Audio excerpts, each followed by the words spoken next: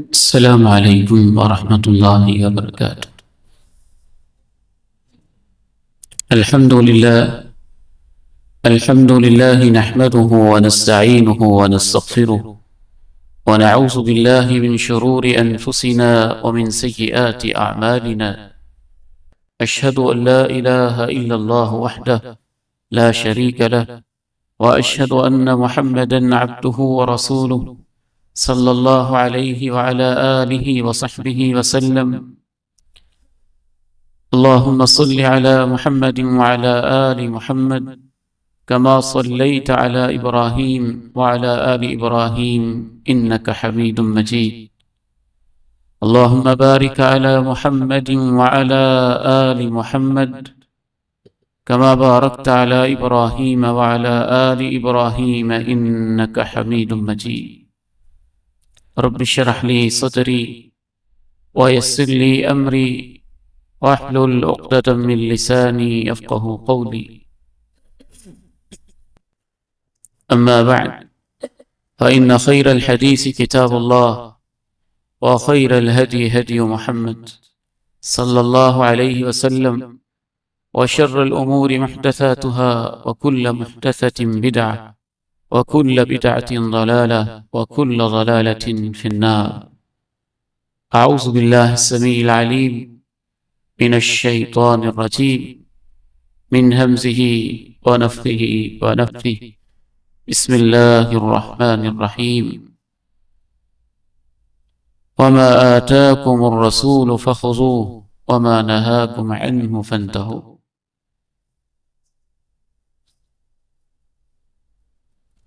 انسان اپنی زندگی میں بہت ساری باتیں کرتا ہے. محبت کی باتیں بھی ہوتی ہیں، جذبات کی بھی ہوتی ہیں، غصے اور نفرت کی بھی ہو سکتی ہے. لیکن انسان جب موت و حیات کی کشمکش میں ہو، اس کی دنیا اسے اجڑتی دکھائی دیتی ہو، سب رشتے ٹوٹتے بکھرتے ہوئے محسوس ہوتے ہیں، اور آخرت اس کی آنکھوں کے سامنے ہو،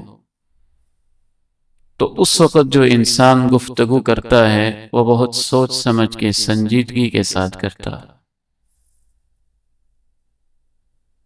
جب عام انسان کی یہ حالت ہے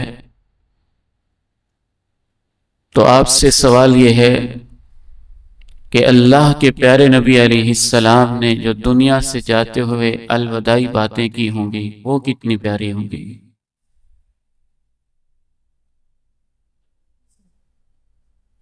رسول اللہ صلی اللہ علیہ وسلم کو حجۃ الوداع کے موقع پر بالکل اندازہ تھا کہ میں دنیا سے جانے والا ہوں، اور آپ حجۃ الوداع میں متعدد بار صحابہ سے یہ کہتے بھی رہے، مجھ سے سیکھ لو سیکھ لو، لعلی لا القاکم بعد عامی ھذا، لگتا ہے کہ اس سال کے بعد میری تم سے ملاقات نہیں ہو.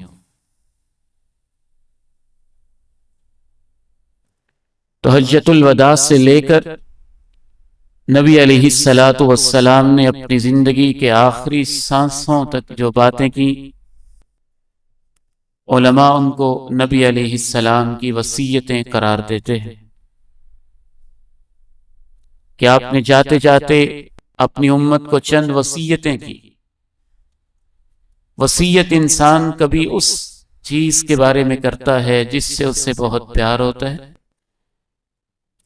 کبھی اس چیز کے بارے میں کرتا ہے جس کے بارے میں اسے خطرہ ہوتا ہے کہ کہیں یہ غلط نہ ہو جائے. بعض اہل علم نے 15-20 کے قریب وہ وصیتیں جمع کی کہ ہمارے پیارے نبی علیہ السلام جب دنیا سے جا رہے تھے تو امت سے کیا باتیں کر رہے تھے. آج کے اس خطبہ جمعۃ المبارک میں ان میں سے صرف آپ علیہ الصلاۃ والسلام کی باتوں میں سے 4 آپ کی وصیتیں میں آپ کے سامنے پیش کرنا چاہتا ہوں۔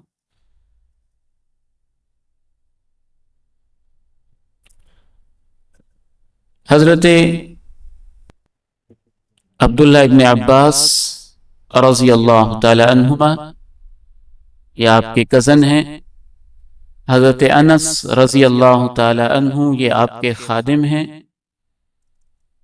حضرت علی رضی اللہ تعالی عنہ، یہ آپ کے بڑے پیارے قریبی رشتہ دار اور عزیز ہیں۔ ہماری ماں جی وہ آپ کے قریب قریب تھی، تو اس وصیت کو نقل کرنے والے یہ لوگ ہیں۔ حضرت انس رضی اللہ تعالی عنہ کہتے ہیں، کان آخر وصیت رسول اللہ صلی اللہ علیہ وسلم، اللہ کے نبی علیہ السلام کی جو آخری وصیت میں نے سنی وہ یہ تھی، اور کیفیت بھی ان کو یاد ہے کہ آپ کس لمحے میں، کس انداز میں یہ وصیت فرما رہے تھے۔ یغرغر بہا، جب انسان کو بہت تکلیف ہو تو سینے کے اندر سے غرغرے کی آواز آتی۔ جناب انس کہتے ہیں کہ آپ علیہ السلام کے سینہ اطہر سے ایسی آواز نکل رہی تھی،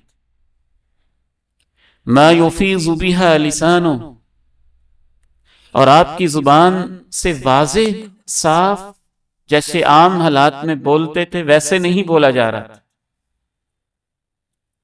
اور اس کیفیت میں آپ علیہ السلام یہ کہہ رہے تھے، الصلاۃ الصلاۃ وما ملکت ایمانکم، میری امت کے لوگوں، نماز نماز نماز کا خیال رکھنا، وما ملکت ایمانکم، اور تمہارے گھروں میں جو تمہارے غلام اور لونڈیاں ہیں ان کا بھی خیال رکھنا۔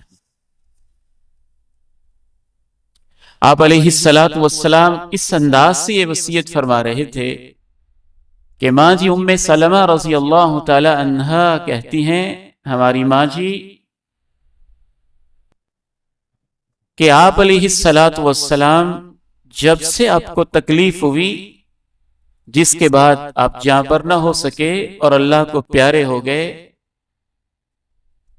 کانت عامت وصیت رسول اللہ صلی اللہ علیہ وسلم، ایک آدھ دفعہ نہیں، بیماری کے ایام میں تو اکثر آپ یہی کہتے رہے، الصلاۃ الصلاۃ وما ملکت ایمانکم، نماز کا دھیان کرنا، نماز کا خیال رکھنا، وما ملکت ایمانکم، اور جو تمہارے پاس غلام اور لونڈیاں ہیں ان کا خیال رکھ۔ لا الہ۔ جناب علی رضی اللہ تعالی عنہ تو یہاں تک الفاظ کہتے ہیں، کان آخر کلام رسول اللہ صلی اللہ علیہ وسلم الصلاۃ الصلاۃ وما ملکت ایمانکم، جو میں نے اللہ کے نبی علیہ السلام کے آخری الفاظ سنے، یعنی ہر صحابی نے آپ کے پاس جو آخری الفاظ سنے اس حوالے سے بتایا، تو جناب علی رضی اللہ تعالی عنہ نے جو آخری الفاظ سنے، کہتے ہیں کہ کانا آخر کلام رسول اللہ صلی اللہ علیہ وسلم، اللہ کے پیارے نبی علیہ السلام کے آخری الفاظ یہ تھے، الصلاۃ الصلاۃ وما ملکت ایمانکم، نماز نماز کا خیال رکھنا، اور اپنے گھروں کے اندر جو تمہارے گھروں میں غلام اور لونڈیاں ہیں ان غریبوں کا خیال رکھنا۔ یہ اللہ کے نبی علیہ السلام کی آخری وصیتوں میں سے ایک عظیم وصیت۔ کیا خیال ہے اس شخص کے بارے میں جو اپنے باپ کی باتوں کو یاد نہ رکھے، اور اس شخص کے بارے میں کیا خیال ہے جو اپنے باپ کی اس بات کو بھی بھول جائے جو اس نے دنیا سے جاتے ہوئے اس کو پاس بلا کے کہی تھی کہ بیٹا اس کا خیال رکھنا، اس چیز کا تم لحاظ کرنا۔ مجھے اور آپ کو ضرورت ہے دوبارہ سے اپنے ایمان کی تجدید کرنے کی، نماز کی اہمیت کو سمجھنے اور اس پہ غور و فکر کرنے۔ عموماً ہم روزمرہ کی زندگی میں نماز میں اس وجہ سے کوتاہی کر جاتے ہیں، کام بہت ہیں، مصروفیات زیادہ ہیں، ذمہ داریاں ہیں، دکانداری ہے، تجارت ہے، کاروبار ہے، ملازمت ہے، سفر ہے، بیوی بچوں کے مسائل ہیں۔ یاد رکھیے امام ابن قیم الجوزیہ رحمہ اللہ فرمایا کرتے تھے، من لم يكن وقته بالله وفي الله فموته خیر له من حیاته۔ جس شخص کی زندگی میں اللہ شامل نہیں ہے اور جس کا وقت اللہ کے لیے نہیں ہے اور وہ اپنی زندگی میں سے اللہ کے لیے وقت نہیں نکالتا ہے، تو اس کا مر جانا زندہ رہنے سے بہتر ہے۔ قد افلح المؤمنون الذين هم في صلاتهم خاشعون۔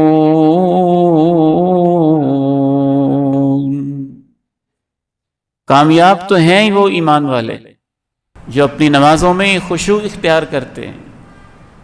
واستعینوا بالصبر والصلاة وإنها لكبيرة إلا على الخاشعين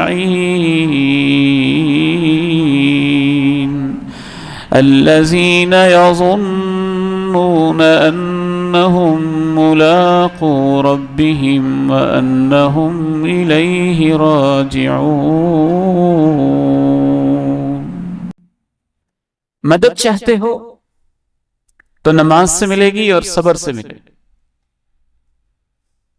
لیکن ایسے مدد لینا ہے بہت مشکل۔ ہاں، ان کے لیے یہ مدد کا یہ طریقہ آسان ہے جن کو یقین ہے کہ اللہ کے سامنے پیش ہونا ہے اور واپس اسی کے پاس جا کے زندگی کا حساب دینا ہے۔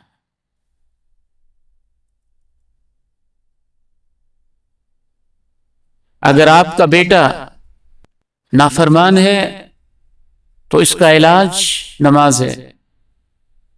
آپ کی اولاد باغی ہے، اس کا علاج نماز ہے۔ آپ پریشان ہیں، اس کا حل نماز ہے۔ آپ بیمار ہیں، اس کا حل نماز ہے۔ دشمن بڑا سخت ہے اور مقابلے کی ہمت نہیں ہو رہی، اس کا حل نماز ہے۔ زندگی کی کامیابی کی ساری شاہ کلید اور ماسٹر کی وہ اللہ نے نماز کو بنایا ہے۔ بڑے بڑے ٹرینر، بڑے بڑے مربی، بڑے بڑے موٹیویشنل لوگوں کو پتہ نہیں کیا کیا سکھا رہے ہیں، کیسی کیسی ورکشاپس کروا رہے ہیں۔ اللہ کا قرآن اس بات پہ گواہ ہے، معاشرے کی اصلاح کے لیے، خاندان کی اصلاح کے لیے، فرد کی اصلاح کے لیے نماز سے بہتر کوئی نسخہ نہیں ہے۔ ان الصلاة تنہى عن الفحشاء والمنکر ولذکر اللہ اکبر واللہ یعلم ما تصنعون۔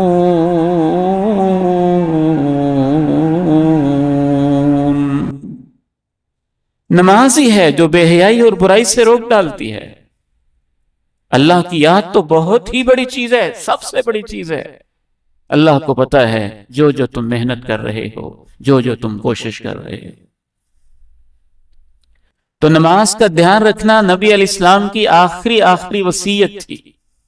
دھیان رکھنے کے یہ مطلب ہے کہ نماز پڑھیں، پانچوں پڑھیں، جماعت کے ساتھ پڑھیں، اول وقت پہ پڑھیں، سنت کے مطابق پڑھیں، ترجمے میں دھیان کر کے پڑھیں، معنی کو سمجھ کے پڑھیں، دل سے پڑھیں، دل کے اندر الفاظ کو اتار کے پڑھیں اور دھیان رکھنے میں یہ شامل ہے کہ ہمیشہ پڑھیں، اور دھیان رکھنے میں یہ شامل ہے صرف اکیلے ہی نہ آیا کریں، اپنے بچوں کو ساتھ لے کے آیا کریں، ان کو بھی نماز کے بارے میں کہتے رہا کریں، توجہ دلاتے رہا۔ آگے بڑھتے ہیں، دوسری وصیت نبی علیہ الصلوۃ والسلام جو دنیا سے الوداع ہوتے ہوئے اپنی امت کو کر رہے تھے، وہ انہی روایات کے اندر موجود ہے، میں آپ کو سنا چکا ہوں۔ جناب علی رضی اللہ تعالیٰ عنہ کیا فرما رہے ہیں کہ آخری جو اللہ کے نبی علیہ السلام نے بات کی وہ یہ تھی، الصلاۃ وما ملکت ایمانکم، نماز کا خیال رکھنا، اور تمہارے پاس جو غلام اور لونڈیاں ہیں، مرد اور عورتیں جو تمہارے گھروں میں کام کرنے والے ہیں، ان کا خیال رکھنا۔ کیسی محبت ہے اللہ کے نبی علیہ السلام کی اپنی امت کے ساتھ۔ دنیا سے اگر کوئی شخص جا رہا ہو تو عموماً جب اس کا چھوٹا سا بیٹا 1 سال کا ہو، 2 سال کا ہو، تو وہ کیا کہتا ہے؟ بڑے بیٹے کو بلا کے کہتا ہے، بیٹا اس کا خیال رکھنا، بیٹی اس کا دھیان کرنا، اس میرے چھوٹے پیارے ننھے بچے کا خیال کرنا، خاص دھیان کرنا۔ اللہ کے نبی علیہ السلام کو غریب طبقے سے، مساکین سے، غلام اور لونڈیوں کے طبقے سے، جن کو لوگ جوتے کے برابر حیثیت نہیں دیتے تھے، اتنی محبت ہے کہ آپ دنیا سے جا رہے ہیں تو بار بار یہ کہہ رہے ہیں، الصلاۃ وما ملکت ایمانکم، نماز کا خیال رکھنا، اپنے غلام اور لونڈیوں کا خیال رکھنا۔ غلام وہ لوگ ہوتے تھے جن کو پیسے سے خریدا جاتا تھا، منڈیاں لگتی تھیں، باقاعدہ مارکیٹنگ ہوتی تھی، بولی لگتی تھی، انسانوں کو بیچا اور خریدا جاتا تھا، اور وہ نظام ہم نے نہیں شروع کیا، پرانا چلا آ رہا تھا۔ آپ چاہتے تھے کہ لوگوں کو آزاد کیا جائے، یہ خریدنے کا بیچنے کا سلسلہ موقوف ہو۔ کچھ شکلوں پہ آپ نے پابندی لگا دی کہ کسی آزاد مرد کو یوں پکڑ کے غلام بنا دینا، اس کی اجازت نہیں ہے، اس کو بیچے گا جو کبیرہ گناہ کرتا ہے۔ لیکن جو پرانے غلام چلے آ رہے تھے، گھروں کے اندر، زمینوں میں، کھیتوں میں کام کر رہے تھے، تو ان کے بارے میں آپ نے ہدایات ایسی دیں کہ ان کے حقوق غور کیا جائے۔ تو آج کل جو ہمارے ماتحت ملازم ہیں، اللہ کے پیارے نبی نے ان غلاموں کے حقوق ملازموں سے بہتر کر دیے۔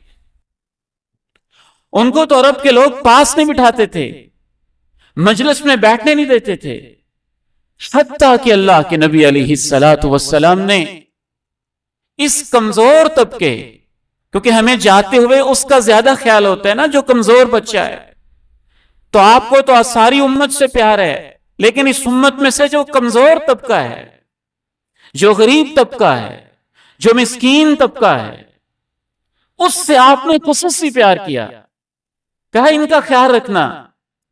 کیسے خیال رکھنا؟ آپ کی زندگی میں خود اللہ تعالیٰ نے تربیت فرمائی۔ مکہ کے وڈیرے آئے، کہنے لگے یہ بلال آپ کے پاس بیٹھا ہوتا ہے، سہیب رومی بیٹھا ہوتا ہے، اور یہ غریب لوگ بیٹھے ہوتے ہیں، ان کے ہوتے ہوئے ہم مکہ کے وڈیرے سردار ان کے برابر آ کے آپ کی مجلس میں بیٹھ جائیں؟ یہ نہیں ہو سکتا۔ ہمیں اگر دین کی تبلیغ کرنی ہے تو جب ہم آئیں تو ان کو اٹھا دیا جائے۔ ابھی آپ نے کیا نہیں ہے، سوچا ہے کہ شاید ایسے ان کو ہدایت مل جائے، تو اللہ تعالیٰ نے کہا وَاصْبِرْ نَفْسَكَ مَعَ الَّذِينَ يَدْعُونَ رَبَّهُمْ بِالْغَدَاةِ وَالْعَشِيِّ يُرِيدُونَ وَجْهَهُ وَلَا تَعْدُ عَيْنَاكَ عَنْهُمْ تُرِيدُ زِينَةَ الْحَيَاةِ الدُّنْيَا ولا تطع من أغفلنا قلبه عن ذكرنا واتبع هواه وكان أمره فرطا وقل الحق من ربكم فمن شاء فليؤمن ومن شاء فليكفر۔ میرے پیارے نبی، ان کو نہ اٹھانا، ان کے ساتھ جمے رہنا،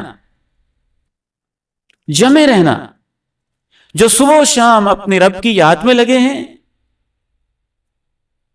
اللہ کی رضا چاہتے ہیں، اور دیکھنا ان سے اپنی نظریں اٹھا کے چرا کے تو ان وڈیروں متکبروں کی طرف نہ کرنا دنیا کی زینت کی خاطر۔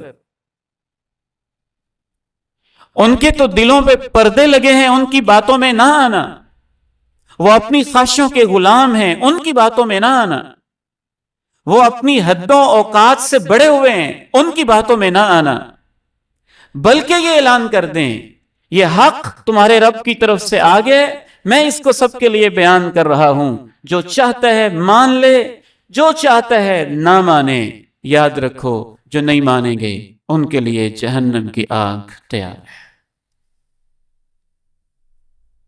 آپ علیہ السلام نے ان غلاموں کے حقوق بیان کرتے ہوئے یہاں تک کہہ دیا وہ تمہارے بھائی ہیں، ان اخوانکم خولکم او ان خولکم اخوانکم، جو تمہارے نوکر ہیں تمہارے بھائی ہی ہیں، تم بھی آدم کے بیٹے ہو، وہ بھی آدم کے بیٹے ہیں، تم کوئی علیحدہ مخلوق نہیں ہو۔ جعلہم اللہ تحت ایدیکم، یہ اللہ کی تقسیم ہے کہ وہ غریب رہ گئے اور تمہارے ماتحت آ گئے۔ فمن کان اخوہ تحت یدی، جو کسی کے ماتحت ہو، آپ نے فرمایا میں تمہیں یہ کہہ رہا ہوں کہ اپنے اس ماتحت کو یطعمہ مما یطعم، جو خود کھاتے ہو کھلانا، یلبسہ مما یلبس، جو خود پہنتے ہو پہنانا۔ پھر آپ علیہ السلام نے فرمایا وَلَا تُكَلِّفُوهُمْ مَا يَغْلِبُهُمْ، اتنے کام کا بوجھ نہ ڈالنا جو ان سے اٹھایا ہی نہ جائے۔ وَإِن كَلَّفْتُمُوهُمْ، اگر کسی وقت اتنا زیادہ کام کہنا بھی پڑے کہ ان کے بس میں نہ ہو کرنا، فَاعِنُوهُمْ، تو پھر ان کی خاص مدد بھی کرو، ہیلپ کرو، ان کے ساتھ لگ جاؤ، کسی اور کو لگا دو، اضافی ان کی مدد کر دو۔ آپ علیہ السلام نے ان کے بارے میں خصوصی نصیحت کی۔ لوگ مارتے بھی تھے اپنے غلاموں کو، پیٹتے بھی تھے، کوڑے لگاتے تھے۔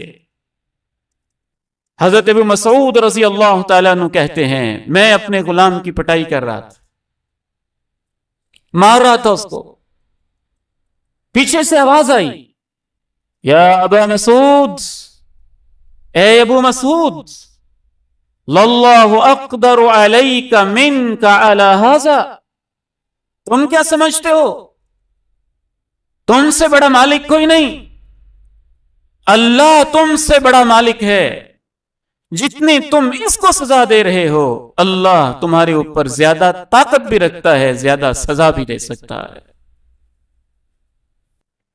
جناب مسعود رضی اللہ تعالیٰ عنہ کہتے ہیں میں نے پیچھے مڑ کے دیکھا یہ کون ہے جو مجھے ایسے نصیحت کر رہے ہیں؟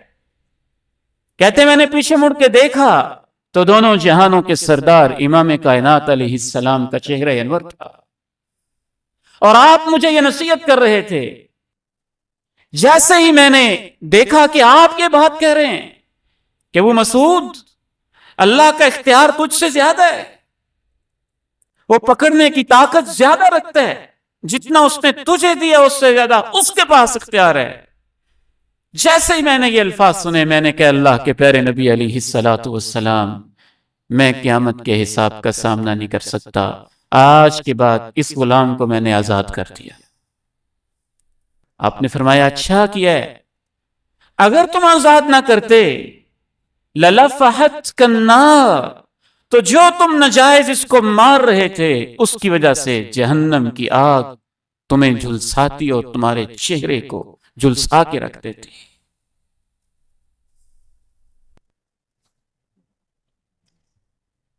شریعت نے ان غلاموں کو حقوق دیے، ان کو آزاد کرنے کی ترغیب دی۔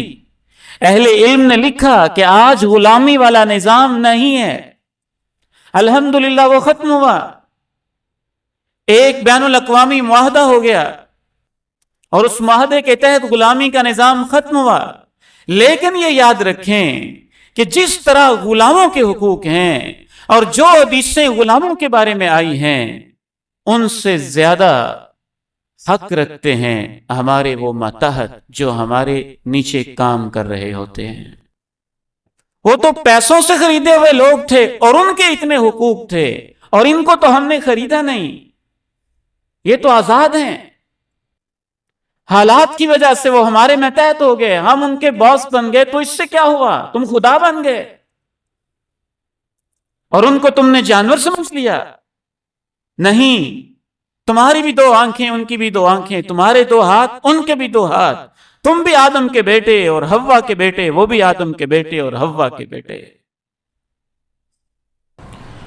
وَرَفَعْنَا بَعْضَهُمْ فَوْقَ بَعْضٍ دَرَجَاتٍ لِيَتَّخِذَ بَعْضُهُمْ بَعْضًا سُخْرِيًّا وَرَحْمَةُ رَبِّكَ خَيْرٌ مِّمَّا يَجْمَعُونَ۔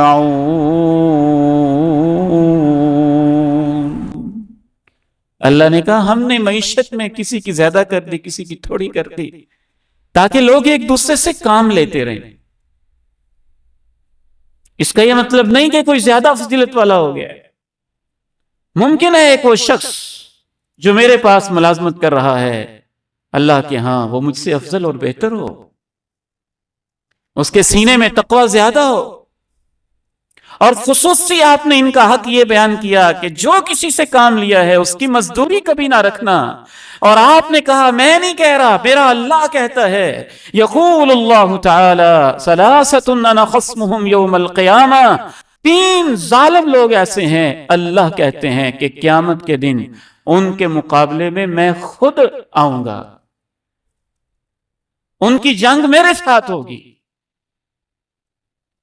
اور جو اللہ کے ساتھ جنگ کرتا ہے وہ کیسے بچ سکتا ہے؟ ان میں سے فرمایا ایک وہ شخص ہے استاجر اجیرا، جس نے کسی کو مزدور رکھا، ملازم رکھا، اس سے کام پورا لیا، اور جتنی اس کی مزدوری، اس کی لیبر، اس کی تنخواہ بنتی تھی وہ اس کو نہ دی، تو قیامت کے دن اللہ کہتے ہیں کہ اس ظالم نے اس کی تنخواہ رکھ کے اللہ سے جھگڑا کیا ہے۔ آگے بڑھتے ہیں، تیسری وصیت رسول اللہ صلی اللہ علیہ وسلم جو فرما رہے تھے دنیا سے جاتے ہوئے، سیدنا جریر رضی اللہ تعالی عنہ بیان کرتے ہیں،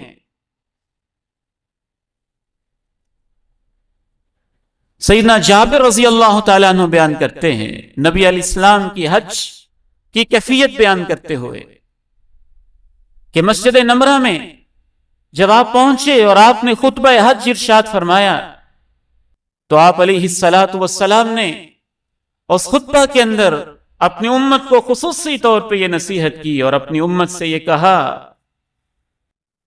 اے میری امت کے لوگوں، میں تمہارے اندر 2 چیزیں چھوڑ کے جا رہا ہوں، اگر تم ان کو تھامے رکھو گے تو گمراہ نہیں ہوگے۔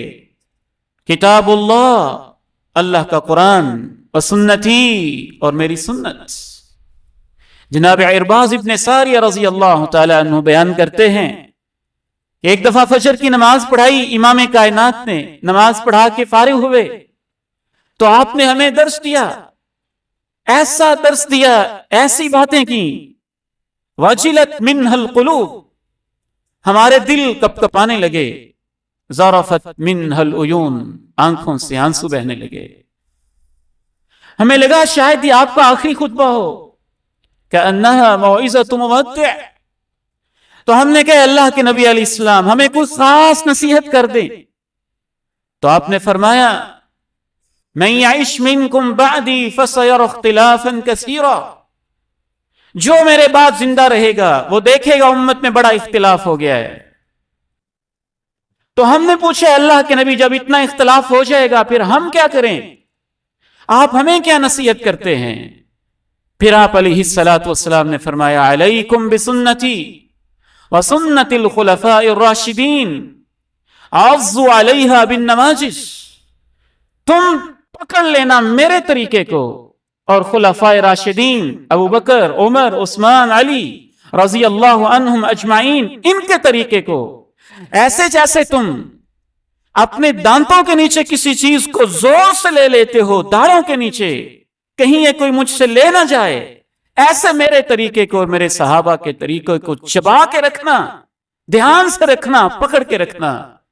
مطلب یہ کہ پھر تم کبھی گمراہ نہیں ہوگے۔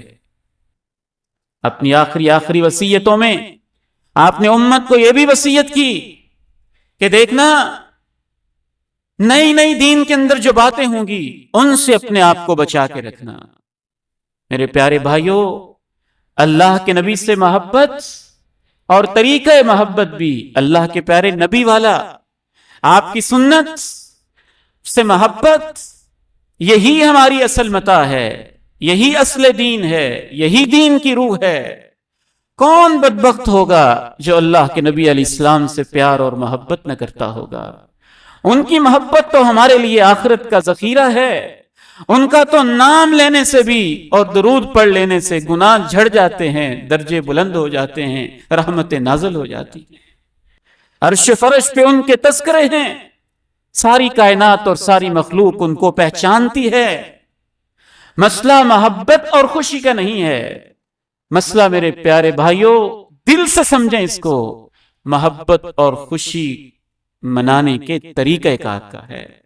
رسول اللہ صلی اللہ علیہ وسلم پہ جو خوش ہے، آپ کے پیغمبر ہونے پہ اور اپنے ان کی امت میں شامل ہونے پہ، ایک خوشی منانے کا طریقہ ہے کہ ہر صبح پڑھیں رضیت باللہ ربا، سال کے بعد ایک دفعہ نہیں، ہر صبح کی دعاؤں میں شامل کر لیں، رضیت باللہ ربا، اللہ میں تیرے رب ہونے پہ راضی ہوں، اسلام کے دین ہونے پہ راضی ہوں اور تیرے پیغمبر کے رسول ہونے پہ راضی ہوں۔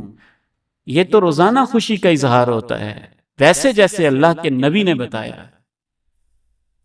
جب کسی سے روزانہ تعلق ہو تو اس کے لیے ایک دن منانے کی ضرورت نہیں ہوتی ہے، جب بندہ کسی کو بھولا ہوا ہو تو پھر ضرورت ہوتی ہے کہ سال بعد چلے ایک دفعہ اس کی یاد تازہ کرنی چاہیے۔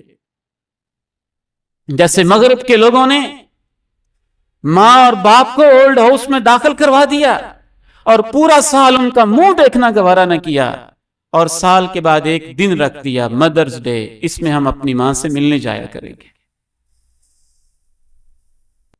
تو ہم نے تو کبھی مدر ڈے نہیں منایا، کیونکہ اس کا یہ مطلب نہیں ہے کہ ہم اپنے ماں باپ کے ماں باپ ہونے پہ خوش نہیں ہیں۔ اس کا یہ مطلب ہے کہ ہم تو روزانہ ان کے پاؤں دباتے ہیں، ان کے پاس بیٹھتے ہیں، ان کی خدمت کرتے ہیں، اسے اپنی سعادت سمجھتے ہیں، ہمیں سال بعد ایک خاص دن رکھنے کی ضرورت ہی نہیں۔ تو آپ نے کہا صبح کے وقت جو دعا پڑھے رضیت باللہ ربا، اللہ تیرے رب ہونے پہ راضی ہوں، خوش ہوں، دین اسلام پہ خوش ہوں، وَبِمُحَمَّدٍ صلی اللہ علیہ وسلم رسولا، تیرے پیارے نبی محمد کریم علیہ السلام کے رسول ہونے پہ میں خوش ہوں۔ ہر صبح یہ دعا 3 دفعہ پڑھیں۔ اللہ کے پیارے نبی فرماتے ہیں قیامت کے دن اللہ اس سے کہے گا تو میرے اوپر خوش رہا، آج میں نے تجھے خوش کرنا ہے، آج میں نے تجھے راضی کرنا ہے۔ نبی علیہ السلام کی پوری زندگی میں کوئی تاریخ آپ نے مقرر نہیں کی، آپ کا یوم پیدائش سوموار تھا، سوموار کو آپ روزہ رکھتے اور آپ صحابہ سے کہتے کہ میں ہر سوموار اور جمعرات کو روزہ رکھتا ہوں، اس لیے بھی کہ اس میں میری پیدائش ہوئی، اس لیے بھی کہ اسی کے اندر میرے اوپر قرآن اتارا گیا، اور اس لیے بھی کہ ان دنوں میں اللہ کے سامنے اعمال پیش کیے جاتے ہیں۔ میں چاہتا ہوں میرا عمل پیش ہو تو میرے اعمال کے اندر نفلی روزہ بھی ہو۔ تو آپ کی تیسری اور آج کے اس خطبہ جمعہ کے حوالے سے آخری وصیتوں میں سے ایک اہم ترین وصیت یہ تھی، قرآن کو تھامے رکھنا، سنت کو تھامے رکھنا، قرآن کو سنبھال کے رکھنا۔ حدیث کو سنبھال کے رکھنا، میرے طریقے کو سنبھال کے رکھنا، نئے نئے طریقوں سے بچ کے رہنا۔ شیخ الاسلام امام ابن تیمیہ رحمہ اللہ رحمتاً واسعہ ارشاد فرماتے ہیں کہ جو بندہ سال کے بعد ایک دن مقرر کر لیتا ہے، اصل مسئلہ دن مقرر کرنے کا ہے۔ دن مقرر کرنا ہماری اتھارٹی نہیں ہے، دینی کوئی دن مقرر کرنا یہ اللہ اور اللہ کے رسول کی اتھارٹی ہے۔ جمعے کا دن اللہ نے مقرر کیا ہے، اللہ کے رسول نے مقرر کیا ہے۔ عید الفطر کا دن اللہ نے مقرر کیا ہے، اللہ کے رسول نے مقرر کیا ہے۔ عید الاضحیٰ کا دن اللہ نے مقرر کیا ہے، اللہ کے رسول نے مقرر کیا ہے۔ حج کا دن اللہ نے مقرر کیا ہے، اللہ کے رسول نے مقرر کیا ہے۔ عقیقے کا 7واں دن بچے کی پیدائش کی خوشی میں اللہ نے مقرر کیا ہے، اللہ کے رسول نے مقرر کیا ہے۔ دن مقرر کرنا تو بہت بڑی عبادت ہے اور مذہبی دن، اور اس دن کے بارے سمجھنا کہ یہ خاص دن ہے، یہ اللہ اور اللہ کے رسول کا حق ہے۔ اور جو اپنی طرف سے ایک نیا دن ایجاد کر دیتا ہے اور سمجھتا ہے کہ اس میں خاص برکت ہے اور اس دن سے آگے پیچھے نہیں ہو سکتا، اسی دن کو یہ سب کچھ ہوگا، تو پھر وہ اللہ اور اللہ کے رسول کا حق اپنے ہاتھ میں لے رہا ہے۔ وہ ایک نئی چیز کا اضافہ کر رہا ہے جو اللہ اور اللہ کے رسول علیہ السلام کو پسند نہیں ہے۔ تو قرآن و سنت کے خیال رکھنے کا مطلب یہ بھی ہے کہ قرآن کو پڑھا جائے، اس کا ترجمہ سیکھا جائے، اس پہ عمل کیا جائے، اس کو معاشرے میں پھیلایا جائے، قرآن کی خدمت کرنے والے ادارے ان کا ساتھ دیا جائے، جگہ جگہ قرآن کی خدمت کے انتظامات کر دیے جائیں، اس کو سمجھنے سمجھانے تدبر کرنے کا ماحول بنا دیا جائے۔ اسی طرح حدیث رسول علیہ السلام کے ساتھ بھی محبت کی جائے۔ تو یہ 3 وصیتیں تھیں اللہ کے پیارے نبی علیہ السلام کی دنیا سے جاتے ہوئے۔ مزید کچھ انشاءاللہ آئندہ کسی خطبہ میں آپ کے سامنے رکھوں گا۔ آپ علیہ السلام کی ایک وصیت یہ تھی، اے میری امت کے لوگوں نماز کا خیال رکھنا۔ دوسری وصیت یہ تھی نوکروں کا، خادموں کا، غلاموں اور لونڈیوں کا خیال رکھنا۔ اور تیسری وصیت یہ تھی اگر سیدھے راستے پہ رہنا چاہتے ہو تو قرآن کو تھام کے رکھنا اور میری سنت کو تھام کے رکھنا۔ اللہ تعالیٰ سے دعا ہے ہمیں اللہ کے پیارے نبی علیہ السلام کی آخری زندگی کی باتوں پہ غور کرنے کی توفیق نصیب فرمائے۔ وآخر دعوانا الحمد للہ رب العالمین۔